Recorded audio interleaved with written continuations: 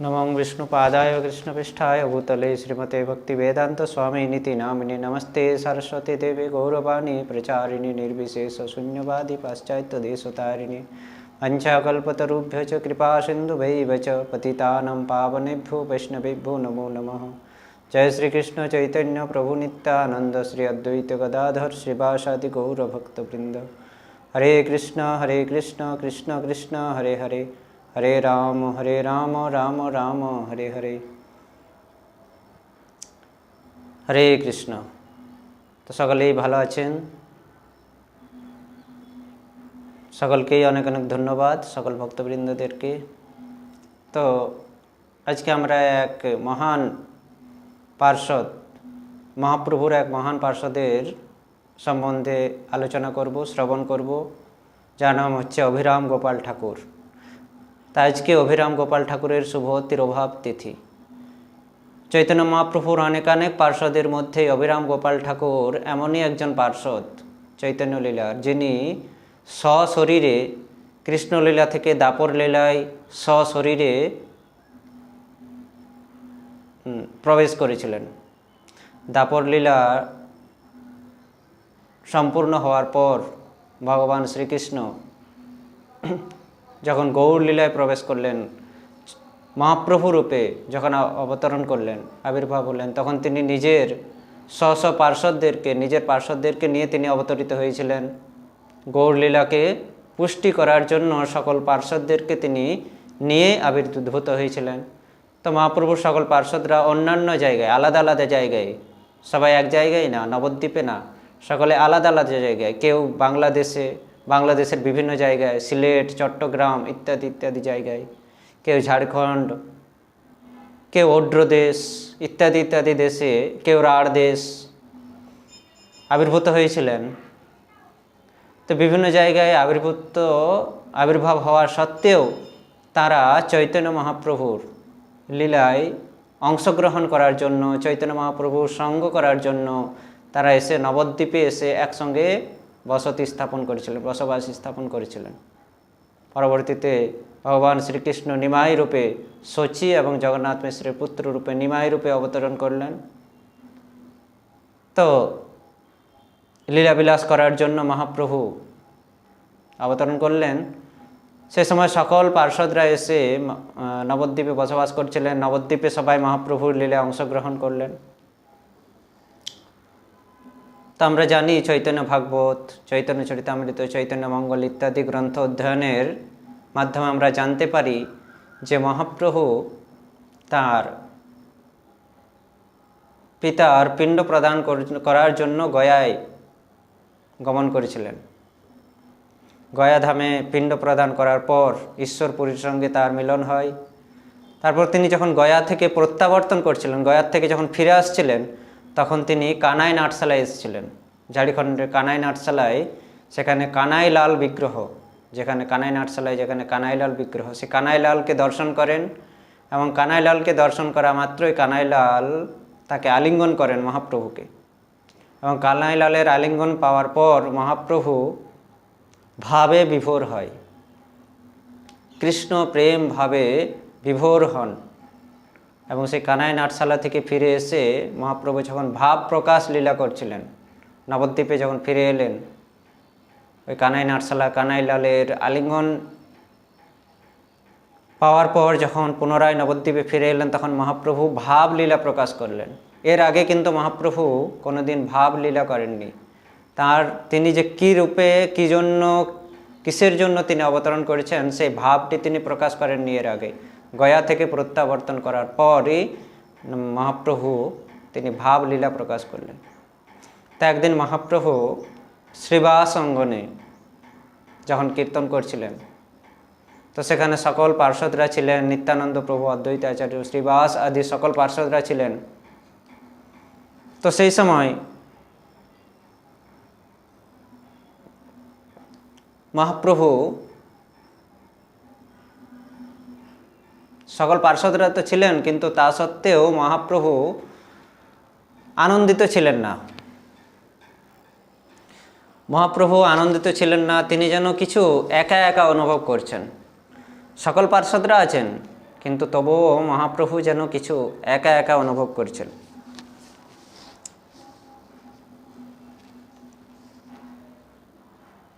তো সেই সময় নিত্যানন্দ প্রভু জিজ্ঞাসা করেছিলেন, তো নিত্যানন্দ প্রভুকে তখন ইঙ্গিত করেছিলেন যে সবাই তো আছে, কিন্তু এখানে সবাই আছে, কিন্তু শ্রীদাম সখা নেই, শ্রীদাম সখা নেই।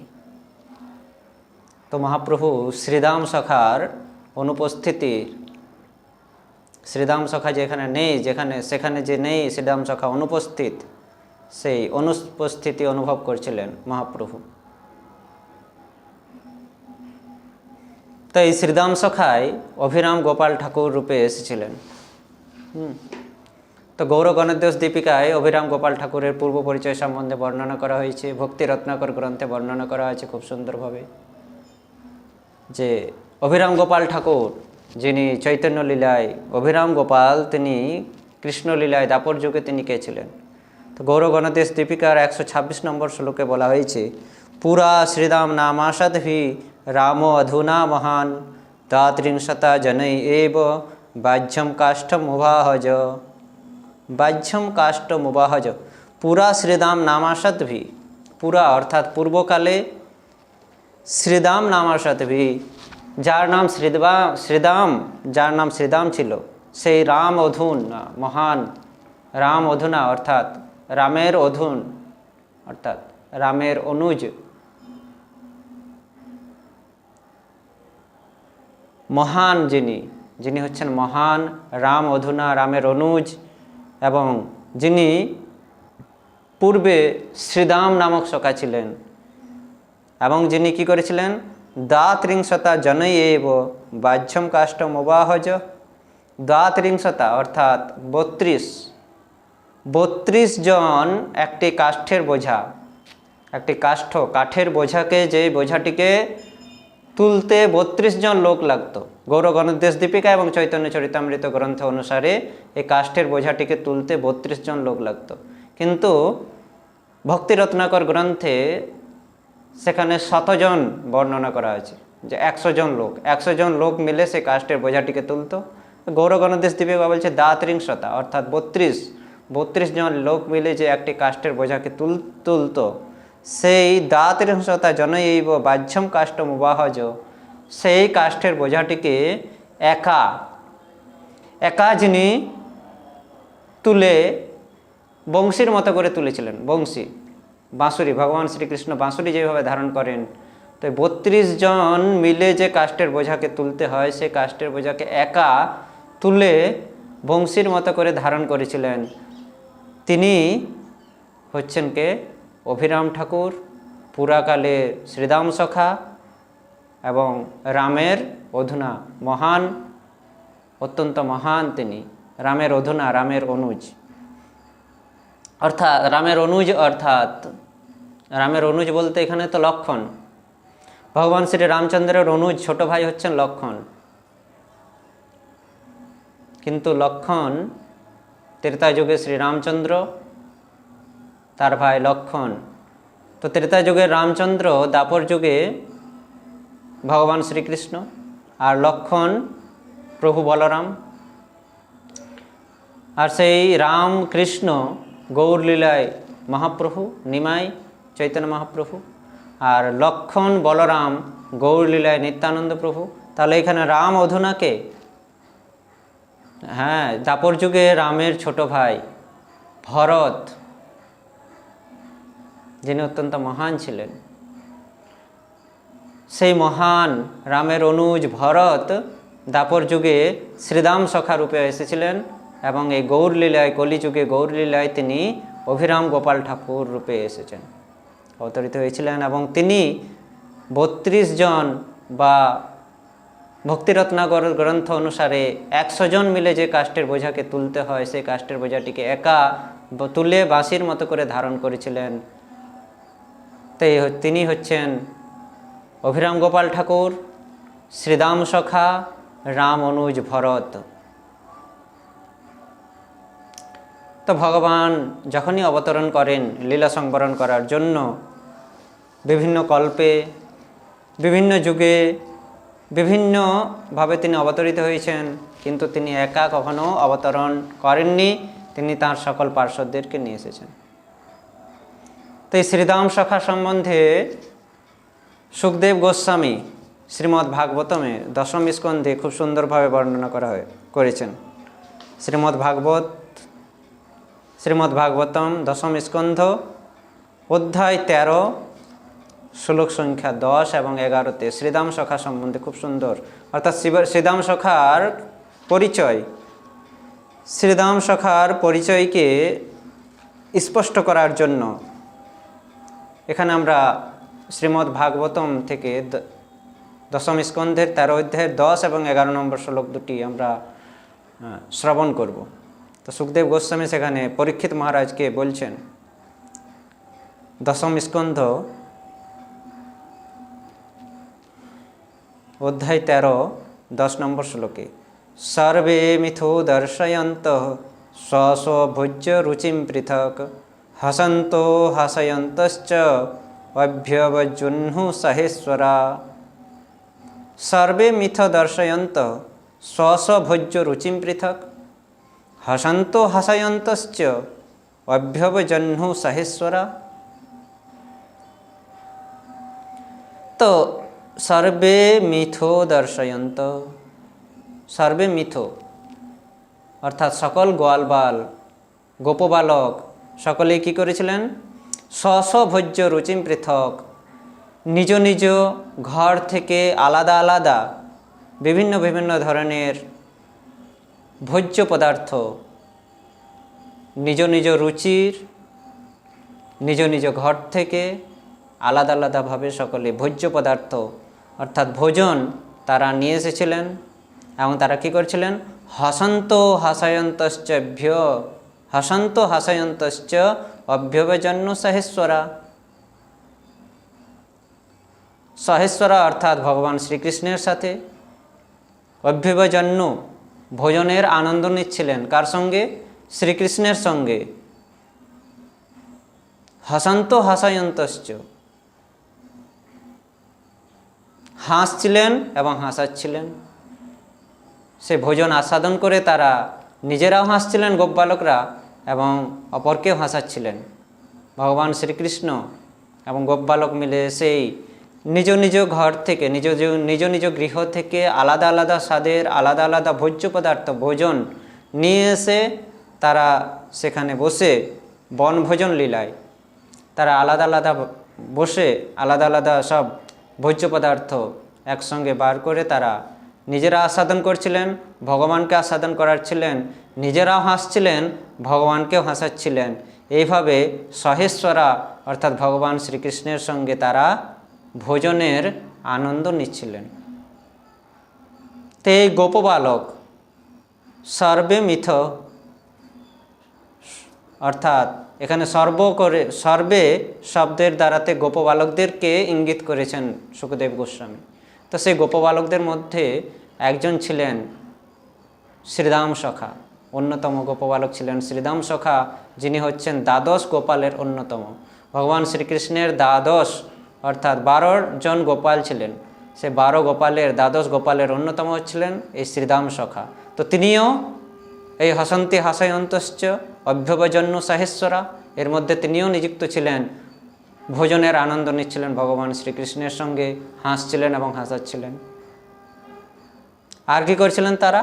11 নম্বর শ্লোকে, বিভ্রত বেনুম জঠরপটয়ো শৃঙ্গবেত্রে চ কক্ষে वामे पानोमसृण कवलं तत्फलान्यङ्गुलीषु तिष्ठन् मध्ये स्वपरिसुहृदो हास्यन् नर्मभिषोय स्वर्गे लोके मिशति बुभुजे यज्ञभूकबालकेली। बिभ्रत वेणुं जठरपटयो शृंगवेत्रे च कक्षे। बिभ्रत वेणु, বিভ্রত বেনু অর্থাৎ বাঁশ দ্বারা যে বেনু বাঁশি যে তিনি তৈরি করেছিলেন, ভগবান শ্রীকৃষ্ণের যে বাঁশের বাঁশুরি ছিল সেই বাঁশুরিটিকে তিনি কী করেছিলেন? জঠর পটয়, জঠর অর্থাৎ পেট, পটয় অর্থাৎ কোমরপট্টি বলা চলে। এখানে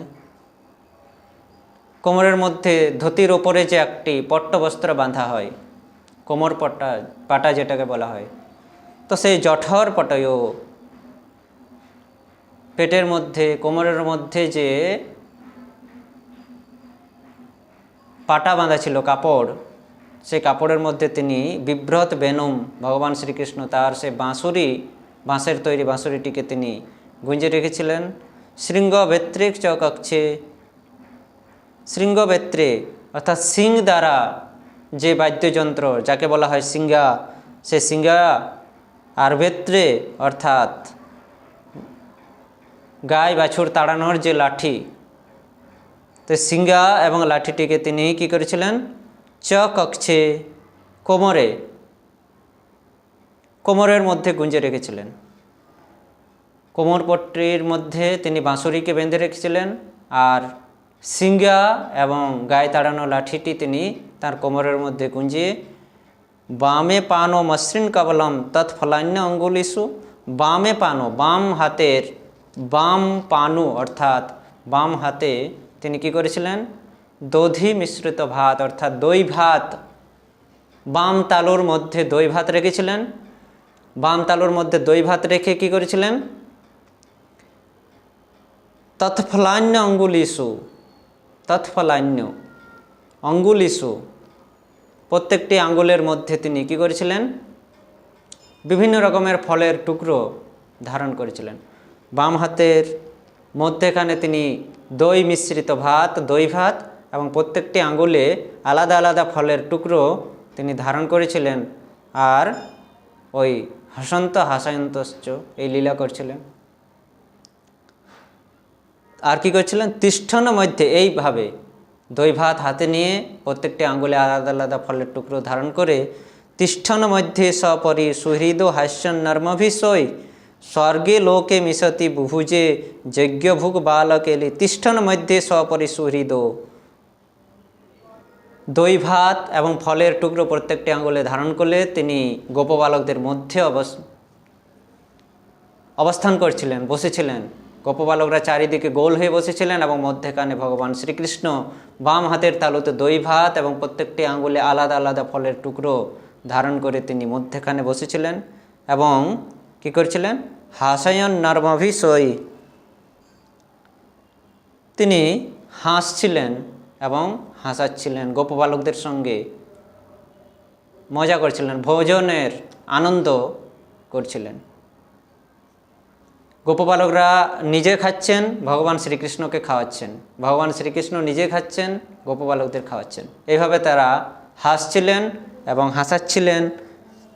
তো তাদের এই লীলা দেখে কি করছিলেন, স্বর্গে লোকে মিশতি বুভুজে যজ্ঞ ভুক বালকেলি, স্বর্গলোক থেকে সকল দেবতারা এই লীলা দর্শন করছিলেন। স্বর্গলোক নিবাসী সকল দেবতারা ভগবান শ্রীকৃষ্ণের এই আনন্দময় লীলা দর্শন করছিলেন।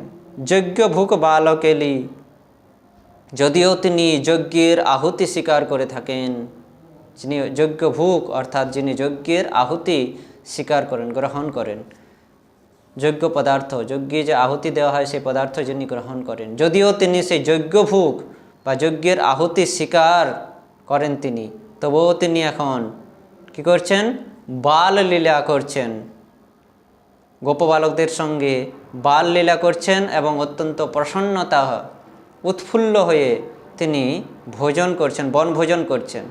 এই অদ্ভুত লীলা তারা দর্শন করছেন স্বর্গলোক থেকে দেবতারা। ব্রহ্ম বিমোহন লীলা এখানে। তো সুখদেব গোস্বামী এভাবে বর্ণনা করেছেন যে এই গোপবালকদের মধ্যে কে ছিলেন, অন্যতম শ্রীদাম সখাও ছিলেন উপস্থিত। তো তারা সকলে একত্রিত হয়ে এভাবে সুখদেব গোস্বামী এভাবে বর্ণনা করেছেন। আর বৈষ্ণব কবি, গৌড়ীয় বৈষ্ণব কবি ভক্তি রত্নাকর গ্রন্থে খুব সুন্দরভাবে স্পষ্ট করেছেন এই লীলাটিকে। বালক বসিল সব, ভক্তি রত্নাকর গ্রন্থে বর্ণনা করছেন, বালক বসিল সব চতুর্দিক হইয়া, শ্রীদাম ডাকেন কৃষ্ণ হেথা এসো ভাইয়া। বালক বসিল সব চতুর্দিক হইয়া, সকল বালক চতুর্দিকে গোল করে, চারিদিকে গোল করে বসে আছেন। আর শ্রীদাম ডাকেন কৃষ্ণ হেথা এসো ভাইয়া, শ্রীদাম কৃষ্ণকে ডাকছে, ভাইয়া হেথা এসো, এখানে এসো। খাইতে খাইতে তেহ কৃষ্ণ মুখে দিলা, শ্রীদামের উচ্ছিষ্ট কৃষ্ণ খাইতে খাইতে তেহ কৃষ্ণ মুখে দিলা। শ্রীরাম কৃষ্ণকে ডাকলেন, ভাই কানাই, কৃষ্ণকে ডাকছেন, ভাই কানাই তুমি এখানে এসো।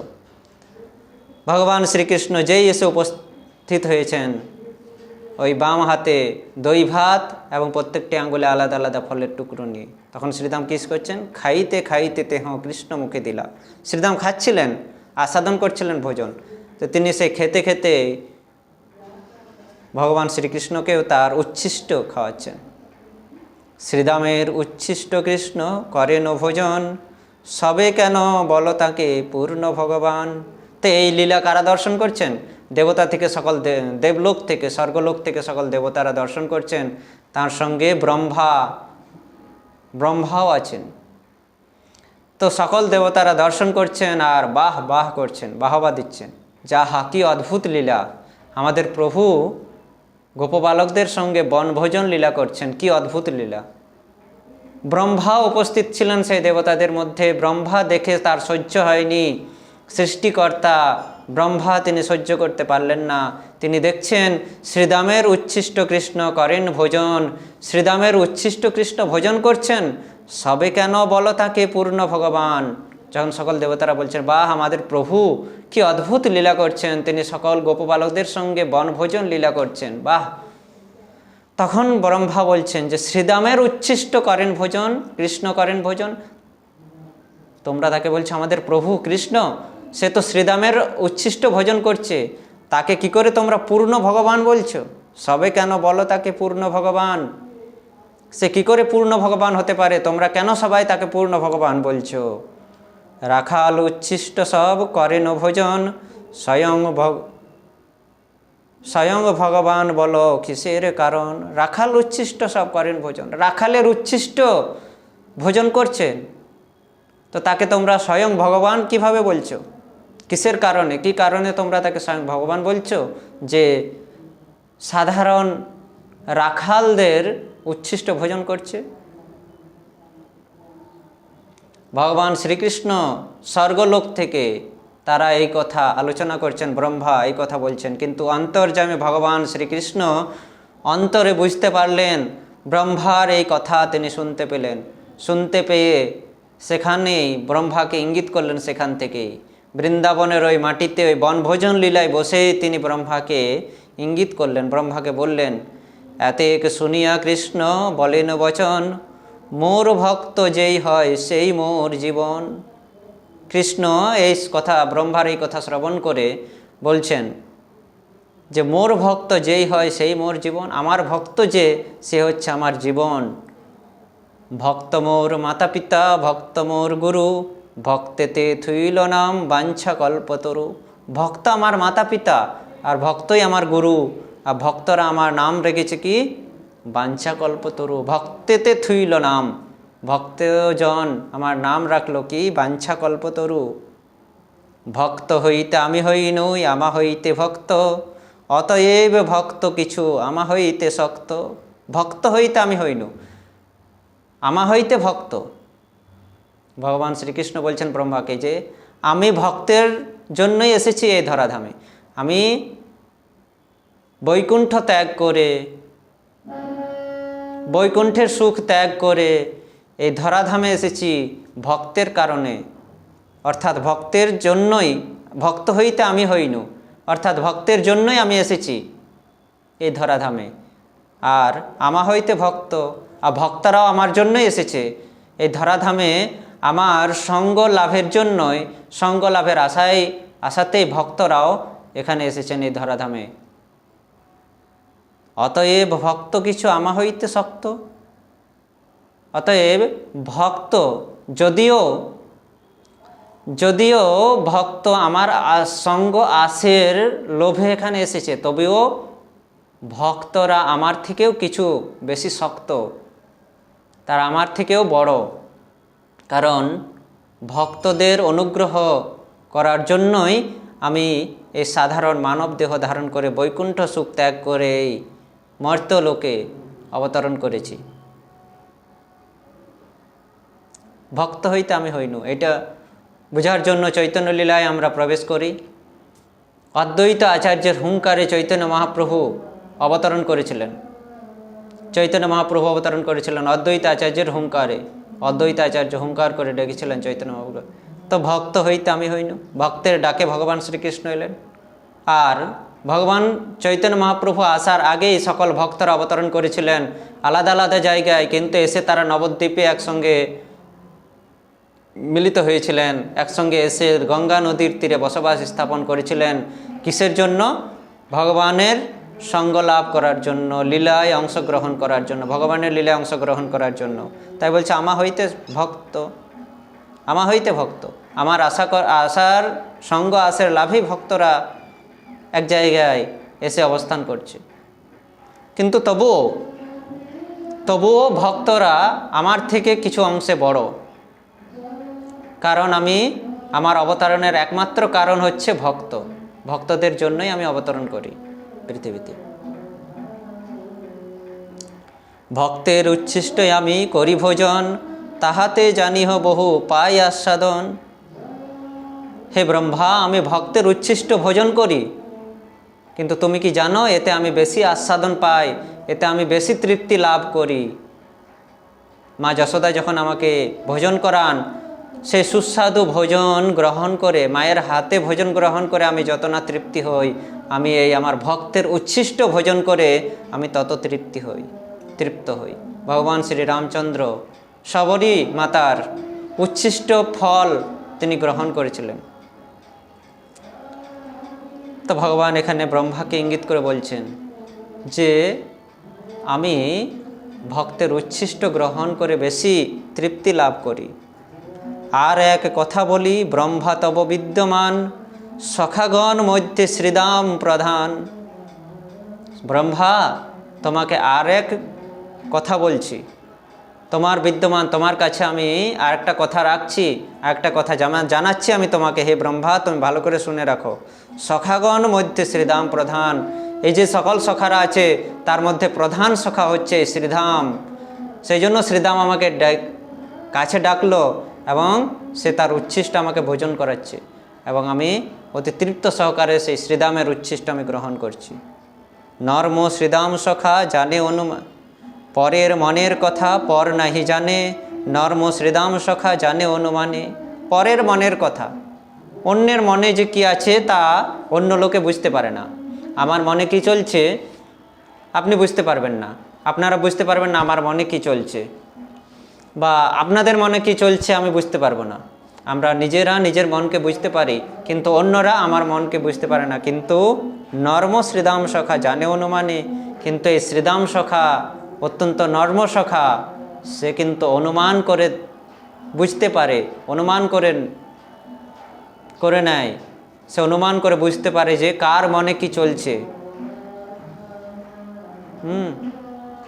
কার মনে কি চলছে। এই শ্রীধাম সখা অনুমান করে বুঝতে পারে। ভগবান শ্রীকৃষ্ণ ব্রহ্মাকে বলছে যে পরের কথা পরে জানতে পারে না, পরের মনের কথা পরে জানতে পারে না, কিন্তু এই নর্ম শ্রীধাম সখা সব কিছু অনুমান করে বুঝতে পারে না, জানতে পারে অনুমান করে। ব্রজেতে যতেকে খেলা তোমায় অগোচর, এখন জানিবে ব্রহ্মা যাও নিজ ঘর। হে ব্রহ্মা, আমি যে এই ব্রজেতে খেলা করছি তোমার অগোচর, তোমাকে ছাড়া যে এই ব্রজে আমি খেলা করছি, লীলা করছি, এখন তুমি জানতে পারবে না, তুমি পরে জানতে পারবে। এখন তুমি নিজ ঘরে যাও, এখন জানিবে ব্রহ্মা যাও নিজ ঘর। এখন তুমি ঘরে যাও, তুমি এবার বুঝতে পারবে যে আমি অগোচরভাবে এই ব্রজে যে লীলা করছি, তোমার অগোচরে, তোমাকে না নিয়ে তোমার অগোচরে যে আমি ব্রজে লীলা করছি, এই লীলা তুমি এখন ঘরে যাও, তুমি এবার বুঝতে পারবে।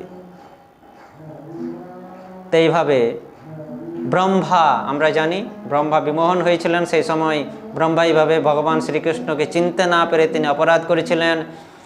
গোপবালক, গাই বাছুর সকলকে চুরি করে নিয়েছিলেন, এবং পরবর্তীতে ব্রহ্মা অপরাধী হয়েছিলেন। এবং এই কলিযুগে সে অপরাধ থেকে বঞ্চিত হওয়ার জন্য, পুনরায় যেন অপরাধ না করে, সেই জন্য ব্রহ্মা এসে নবদ্বীপে এসে ধ্যান করেছিলেন মহাপ্রভুর ধ্যান, গৌরাঙ্গ মহাপ্রভুর ধ্যান, অন্তর্দ্বীপ, সেখানে গৌরাঙ্গ মহাপ্রভু তার হৃদয়ের কথা ব্রহ্মাকে খুলে জানিয়েছিলেন। সেই জন্য নবদ্বীপের ওই দ্বীপের নাম হচ্ছে অন্তর্দ্বীপ। ব্রহ্মা অপরাধ থেকে বঞ্চিত থাকার জন্য এই অন্তর্দ্বীপে এসে তিনি ভগবান গৌরাঙ্গ মহাপ্রভুর ধ্যানে মগ্ন ছিলেন এবং মহাপ্রভু তাকে দর্শন দিয়ে মহাপ্রভু নিজের হৃদয়ের অন্তরের কথা ব্রহ্মাকে জানিয়েছিলেন। তো এই ব্রহ্মা এখানে ভক্তি রত্নাকর গ্রন্থে শ্রীধাম সখা সম্বন্ধে বা ভগবান, এই যে আমরা ভাগবত থেকে সুখদেব গোস্বামীর যে দুটি শ্লোক 10-11 শ্লোক বনভোজন লীলার, তো এখানে ভক্তি রত্নাকর গ্রন্থে খুব সুন্দরভাবে বর্ণনা করেছেন, স্পষ্টভাবে। তো এই ব্যাপারে আমরা যে বলছিলাম, কানাই নাটশালায় থেকে প্রত্যাবর্তন করে তিনি যখন কীর্তন করছিলেন নবদ্বীপে, ভক্তি রত্নাকর গ্রন্থে বলছেন, সবে মিলি নবদ্বীপে করয়ে কীর্তন, শ্রীদামের লাগিয়া প্রভু ভাবেন তখন। তো সকলে মিলে নবদ্বীপে এসে কীর্তন করছেন। সকল পার্শ্বদবৃন্দ আছেন, নিত্যানন্দ প্রভু, অদ্বৈত আচার্য, শ্রীবাস, অন্যান্য সকল ভক্তরাও আছেন, কিন্তু নেই কে শ্রীদাম। একা অনুভব করছেন, মিস করছেন শ্রীদামকে মহাপ্রভু। তাই শ্রীদামের লাগিয়া প্রভু ভাবেন তখন, যখন কীর্তনে মগ্ন ছিলেন সকলকে নিয়ে, তখন শ্রীদামের জন্য ভাবনা চিন্তা করছেন মহাপ্রভু। পুলকিত হয়ে করেন ক্রন্দন, কাহা গিয়া শ্রীদাম বলি হইল অচেতন। এবং তিনি চিন্তা করতে করতে পুলকিত হল, তার অঙ্গ পুলকিত হতে লাগলো মহাপ্রভুর, এবং তিনি ক্রন্দন করতে লাগলেন। এবং সেই কীর্তন মঞ্চ থেকে, শ্রীবাস অঙ্গন থেকে দূরে গিয়ে, কাহা গিয়া শ্রীদাম বলি হইলে অচেতন, শ্রীবাস অঙ্গন থেকে দূরে গিয়ে তিনি শ্রীদাম শ্রীদাম বলে অচেতন হয়ে পড়লেন। শ্রীদামের দুঃখে তিনি অচেতন হয়ে পড়লেন। শ্রীদাম রহিলা কোথা বলহ আমারে, যাইব এখনই আমি আনিব তাহারে। নিত্যানন্দ প্রভু মহাপ্রভুর এই দশা দেখে মহাপ্রভুকে জিজ্ঞাসা করছেন যে, প্রভু শ্রীদাম রহিল কোথা বলহ আমারে, প্রভু আমাকে বলো যে শ্রীদাম কোথা আছে। যাইব এখনই আমি আনিব তাহারে, আমি এখনই যাব এবং শ্রীদামকে নিয়ে তোমার কাছে নিয়ে আসবো। শ্রীদামকে বলো শ্রীদাম কোথায় আছে। শ্রীদাম আনিয়া মোর দেহত সত্তর, শ্রীদাম লাগিয়া মোর ফাটয়ে অন্তর। নিত্যানন্দ প্রভু যখন মহাপ্রভুকে বললেন যে, হে প্রভু তুমি বলো শ্রীদাম কোথায় আছে, আমি এক্ষুনি গিয়ে শ্রীদামকে নিয়ে আসবো তোমার কাছে। তখন মহাপ্রভু বলছেন, শ্রীদাম আনিয়া মোর দেহত সত্তর, অর্থাৎ সত্তর অর্থাৎ তাড়াতাড়ি। হে নিত্যানন্দ তুমি তাড়াতাড়ি, সত্তর তাড়াতাড়ি তুমি শ্রীদামকে নিয়ে এসে আমাকে দাও। শ্রীদাম লাগিয়া মোর ফাটয়ে অন্তর, শ্রীদামের জন্য আমার অন্তর ফেটে যায়, হৃদয় ফেটে যায়।